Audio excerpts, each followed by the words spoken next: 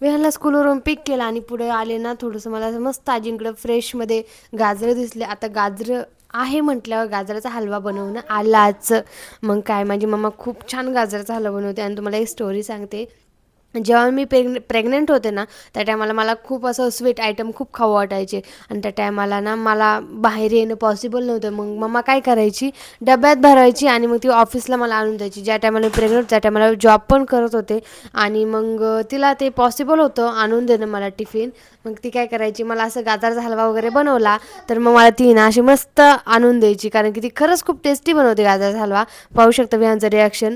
कारण की मी फक्त गाजर किसून द्यायचं काम केलं आणि ना तिने तो गाजराचा हलवा बनवला आहे. त्याला पण खूप आवडला आणि मला पण तिच्या हातची डिशेस खूप आवडतात. ती खूप छान स्वयंपाक पण बनवते आणि स्वीट आयटम पण खूप सुंदर बनवते.